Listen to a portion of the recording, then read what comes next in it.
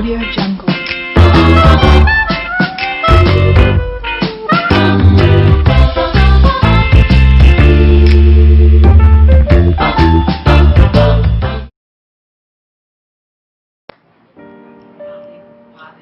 बिस्मिल्लाहिर्रहमानिर्रहीम। अस्सलाम वालेकुम। क्या हाल चाल है आप सबके। आज मैं आप सबको अपने किचन में मज़ेदार आलू गोश्त बनाना सिखाऊंगी। नॉर्मली आप लोग आलू गोश्त का शोरबा या आलू गोश्त जिस तरह से भी बनाते हैं उससे बिल्कुल डिफरेंट होगा। ट्राई करिएगा, बहुत मज़े का भी लगेगा। इसके इंग्रेडिएंट कुछ इस तरह से हैं। हाफ केजी मेरे पास चिकन है, आप चाहे तो मटन या बीफ भी ले सकते हैं। 1 कप दही है। 3 मीडियम साइज के पोटैटोज मैंने छील के इसको इस तरह से पीस बना के रख लिए। 2 मीडियम साइज प्याज लेके मैंने स्लाइस की है मोटे मोटे और उसको 1 टीस्पून ऑयल के अंदर हल्का सा सौते करके निकाल लिया है। 2 टेबलस्पून अदरक लहसुन का पेस्ट है।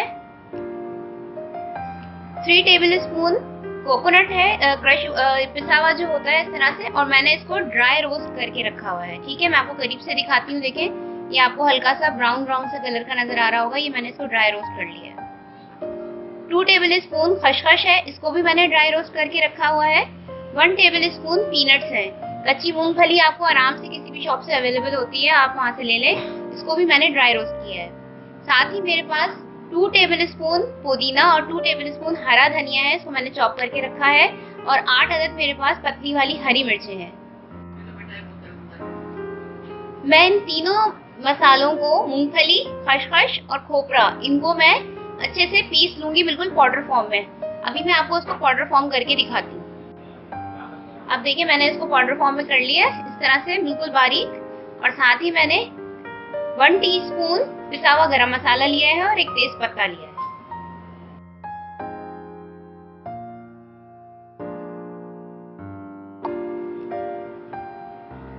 अब मैंने ये जो पाउडर फॉर्म में बनाया है, इसको, दही को और जो सौते करके मैंने प्याज रखी थी उसको, इन तीनों चीजों को मिलाकर और तमाम जितने भी मेरे स्पाइसेस थे, चिली पाउडर, हल्दी, नमक, ये सब चीजें जो है, ये सब चीजें मैं एक ब्लेंडर में डाल रही हूँ।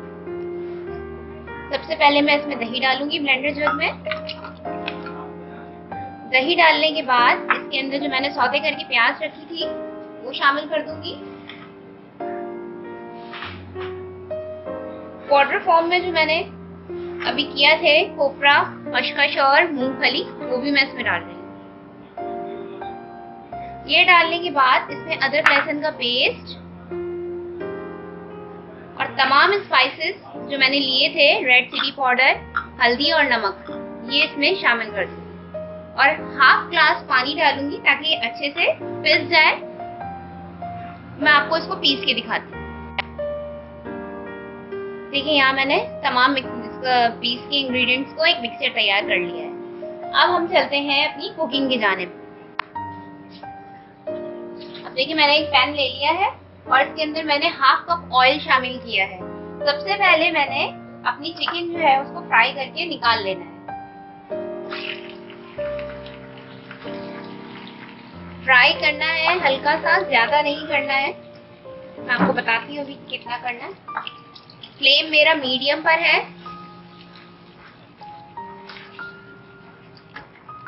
और अब मैं इसको अच्छे से फ्राई कर रही हूँ जब तक हमारे पास चिकन का कलर चेंज नहीं हो जाता। पिंक कलर से जब ये व्हाइट पे आने लगेगी तो उसके बाद 2-3 मिनट मजीद फ्राई करके मैं इसको निकाल लूंगी। इस चिकन का कलर चेंज हो चुका है। अब मैंने इसको मजीद फ्राई नहीं करना है, मैं इसको निकाल लूंगी ऑयल में से। सारी चिकन मैं इस तरह से अपनी निकाल रही हूँ।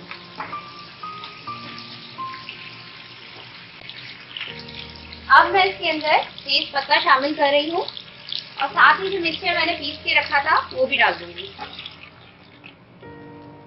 आपने ये डाल देना है इसके अंदर सारा।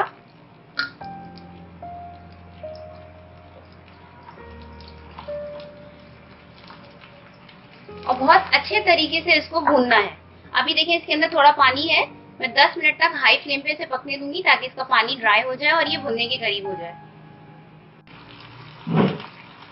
देखिए, पानी इसका ड्राई हो चुका है। अब मैं इसको बहुत अच्छे तरीके से भूनूंगी। याद रखिएगा कि इसको बहुत अच्छे तरीके से भूनना है आपने। नहीं तो जो आपने इसमें खोपरा, खसखस और मूंगफली डाली है उसका कच्चापन आपको महसूस होगा। मैं इसको अच्छे तरीके से तकरीबन अभी भी इस स्टेज पे मैं इसको 6 से 7 मिनट मजीद भूनूंगी। देखिए अब ये मसाला हमारा भुन चुका है।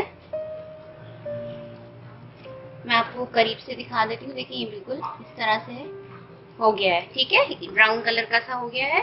अब इसके अंदर मैं चिकन शामिल करूंगी। चिकन शामिल करने के बाद अब मैं मसाला और चिकन दोनों को मिलाकर भूनूंगी। मीडियम किया हुआ है मैंने फ्लेम, और अब मैं इसे अच्छे से भून रही हूँ।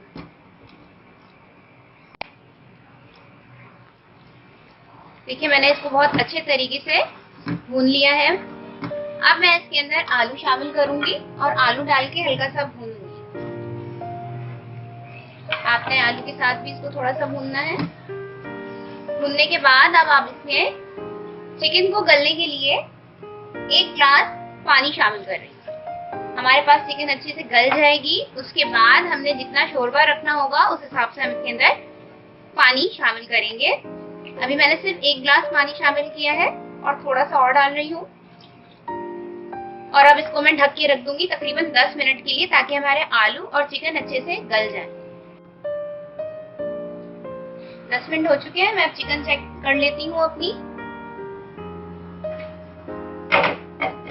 देखिए चिकन जो है वो गल चुकी है और आलू भी टेंडर हो चुके हैं। ये देखिए मैं चेक करके बताती हूँ आप लोगों को। ये देखिए आलू टूट रहे हैं और चिकन भी चेक कर लेते हैं अपनी। चिकन भी टेंडर हो चुकी है। अब आपने जितना इसका शोरबा रखना है आप उस हिसाब से इसमें पानी डाल लीजिए। मैं इसमें 1.5 ग्लास पानी और ऐड करूंगी। आलू गोश्त की सालन के अंदर थोड़ा शोरबा होता है। मैंने 1.5 ग्लास इसमें पानी शामिल किया है और अब मैं इसको खौलने दूंगी। फ्लेम को मैं हाई कर रही हूँ। सालन हमारा तकरीबन डन हो चुका है। बस हमने अभी जो पानी डाला है इसको अच्छे से खौला लेना है। साथ ही मैं इसके अंदर जो मैंने हरी मिर्चें निकाली थी वो भी शामिल कर दूंगी।